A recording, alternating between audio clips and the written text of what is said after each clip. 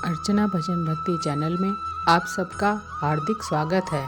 श्री कृष्ण कहते हैं कि विषम और कठिन परिस्थिति में यह मोह किस प्रकार प्राप्त हुआ है, क्योंकि यह मोह ना तो ये श्रेष्ठ है और ना ही स्वर्ग देने वाला है और ना ही कीर्ति और यश देने वाला है। युद्ध के समय ऐसी शंका ये तो पूर्णतः असमय की बात है। इसलिए अपने शत्रुओं को मोह दिखाने के लिए अर्जुन जैसे कार्य कैसे कर सकते हैं। अपने कर्म से अगर हम मोह मोड़कर या किसी और कारण से हताश होकर बैठ जाएं तो ये उचित नहीं है। इससे कभी कोई लाभ नहीं होता। श्री कृष्ण अर्जुन को समझा रहे हैं कि नपुंसकता को मत अपनाओ। यदि तुम युद्ध भूमि में आए हो तो युद्ध करो, ऐसे मत डरो। तुम्हारे जैसे धनुर्धर के लिए यह उचित नहीं है, ये सही नहीं है कि इस तरह मन की कमजोरी दिखाओ। श्री कृष्ण समझा रहे हैं कि जो धर्म कहता है वो कर्म तो करने ही चाहिए। युद्ध भूमि में अपने विरोधी पक्ष से डरकर या संबंधों को महत्व देकर कभी भी पीछे नहीं हटना चाहिए। स्वयं को कमज़ोर मानकर कर्तव्य छोड़ देना सही नहीं है। बुरे समय में अगर हमें भी आशंका सताए तो हमें भी यही बात याद रखनी चाहिए।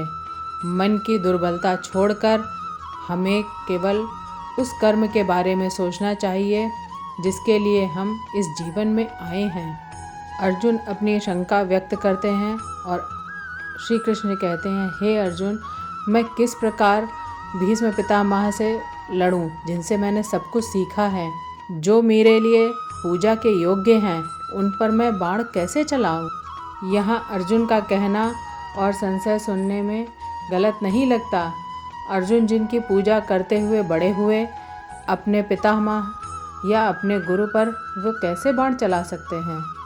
लेकिन युद्ध का धर्म ये कहता है कि बाण शत्रुओं और अपने में भेद नहीं करता। जब चलता है तो प्राण लेने के इरादे से ही चलता है। इस कर्तव्य को निभाने में इस समय अर्जुन असफल हो रहे हैं। अर्जुन जिस असमंजस में फंसे हुए हैं, अर्जुन कहते हैं कि इन प्रियजनों से, गुरुजनों से युद्ध करने से अच्छा है कि मैं भिक्षा मांगकर अपना जीवन यापन करूं। अर्जुन श्री कृष्ण से कहते हैं कि हम ये भी नहीं जानते कि युद्ध करना श्रेष्ठ है या नहीं करना। वह ये भी नहीं जानते कि हम उसे जीतेंगे या नहीं जीतेंगे, और जिन्हें मारकर हम जीना भी नहीं चाहते हैं वो हमारे भाई धृतराष्ट्र के पुत्र हैं। भविष्य में क्या होगा ये किसी को नहीं पता। विधि ने क्या विधान लिखा है इसका ज्ञान किसी को नहीं है। लेकिन वर्तमान में जो हम करना चाहते हैं उसका निर्णय हमारे हाथ में है। हमारे कर्म केवल हमारे ही हाथ में हैं। तो युद्ध जीतने के लिए क्या अपनों को मारना उचित है? अपने कर्तव्य पूरा करने के लिए क्या किसी भी सीमा तक जाना चाहिए और किस सीमा को पार नहीं करना चाहिए? यही अर्जुन का एक प्रश्न है। अर्जुन श्री कृष्ण से कहते हैं, मैं आपका शिष्य हूँ, इसलिए मुझे आप सही दिशा दिखाइए। अर्जुन ये स्वीकार कर रहे हैं कि मैं भ्रमित हूँ और अर्जुन श्री कृष्ण से कहते हैं कि आप मुझे बताइए, क्योंकि गुरु ही एक सहारा होता है और आप मेरे गुरु हैं। गुरु से कुछ भी छुपाना नहीं चाहिए। अपने हृदय की बात, अपना भय, अपनी शंका सब कुछ खुलकर कह देना चाहिए, तभी मार्गदर्शन प्राप्त होता है। मित्रों, जब अपने मन को कोई दुख घेर लेता है तो किसी भी तरीके का लाभ या सुख शांति नहीं दे सकता है। और उससे भी बड़ी बात यह है कि यदि आप शोक में हैं, दुख में हैं, तो जब तक खुद को दूर नहीं करेंगे, उसकी वजह नहीं पता करेंगे, तब तक समाधान नहीं पाएंगे। तब तक कोई भी दुनिया का सुख आपको आराम नहीं दे सकता है। अर्जुन श्री कृष्ण से कहते हैं, मैं युद्ध नहीं करूँगा। जब मनुष्य अलग अलग देवताओं की पूजा करता है तो वास्तव में वह किस देवता की पूजा करता है? एक पापी भी भगवान की शरण में आकर उनकी भक्ति कर सकता है। आखिर मानव जीवन का परम उद्देश्य है क्या?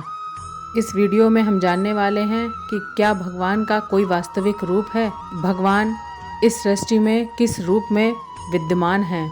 क्या मनुष्य अपने छोटे से ज्ञान और सीमित दृष्टि के साथ भगवान को पूर्णतः जान सकता है? पर्वतों में हिमालय उनका रूप है, नदियों में गंगा उनका रूप है, देवताओं में इंद्र उनका प्रतिनिधि है और मनुष्यों में स्वयं श्री कृष्ण उनके परम रूप में प्रकट हुए।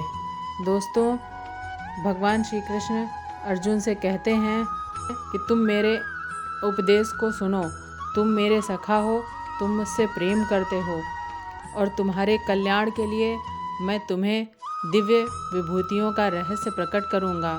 श्री कृष्ण कहते हैं, मेरे जन्म और मेरे स्वरूप को कोई नहीं जानता। न स्वर्ग के देवता न महानतम ऋषि मुनि मेरी उत्पत्ति और मेरे वैभव को समझ सकते हैं। इसका कारण यह है क्योंकि मैं उन सब का कारण हूँ। देवता, ऋषि और समस्त प्राणी मेरे ही भीतर से उत्पन्न हुए हैं। जैसे सूर्य से प्रकाश निकलता है परंतु प्रकाश सूर्य को नहीं जान सकता, वैसे ही सृष्टि मेरे से उत्पन्न होती है लेकिन मेरी दिव्यता को समझ नहीं सकती है। श्री कृष्ण बताते हैं कि वे ही इस सृष्टि के प्रारंभ का मूल स्रोत हैं, प्रत्येक अस्तित्व का मूल स्रोत हैं। जो गुण मनुष्य में दिखाई देते हैं, बुद्धि, बल, तपस्या, सहनशीलता, करुणा, सत्य, धैर्य, वे सब उन्हीं से प्रकट होते हैं। संपूर्ण सृष्टि का आधार वे स्वयं ही हैं। अटूट श्रद्धा के साथ उनके भक्ति में लीन रहता है। भगवान कहते हैं कि जो साधक मुझ में पूर्ण रूप से एकीकृत कर लेता है, मैं स्वयं उसके हृदय में स्थित होकर उसे दिव्य ज्ञान प्रदान करता हूँ। यह दिव्य ज्ञान उसकी बुद्धि को प्रकाशित करता है, मोह के अंधकार को मिटाता है और साधक को सहजता से मेरी प्राप्ति की ओर अग्रसर करता है। मित्रों, जब भगवान श्री कृष्ण की अनंत महिमा और विभूतियों का वर्णन अर्जुन ने सुना तो उसका हृदय भक्ति भाव से भर गया। अर्जुन ने बड़ी ही विनम्रता और श्रद्धा से भगवान से कहा, हे प्रभु, अब मुझे पूर्ण रूप से ज्ञात हो गया है कि आप ही इस समस्त सृष्टि के स्वामी हो, आप ही सबके नियंत्रक हो, आप ही आदि हो, आप ही मध्य हो और आप ही अंत हो। अर्जुन ने यह स्वीकार किया कि श्री कृष्ण का स्वरूप किसी साधारण मनुष्य का नहीं बल्कि संपूर्ण ब्रह्मांड के ईश्वर का स्वरूप है। भगवान से प्रार्थना करते हैं कि भगवान विस्तार पूर्वक वर्णन करें। जैसे कोई प्यासा व्यक्ति जल पाकर तृप्त होता है, वैसे ही अर्जुन भगवान के वचनों को सुनकर तृप्त हो रहे थे। श्री कृष्ण मुस्कुराते हुए अर्जुन को बताते हैं कि वही जीवन का आधार है। चाहे कोई जीव हो, कोई देवता हो या कोई महर्षि हो या कोई संपूर्ण सृष्टि हो, सब कुछ उन्हीं से प्रकट हुआ है और उन्हीं में विलीन हो जाता है।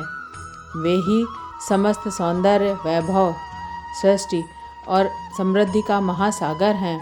यदि हम संसार में किसी अनुपम सुंदरता, असाधारण शक्ति अथवा किसी महान विभूति का दर्शन करते हैं तो हमें अलग नहीं समझना चाहिए बल्कि यह जानना चाहिए कि वह सब भगवान की ही झलक हैं, उनकी ही विभूति का एक अंश हैं।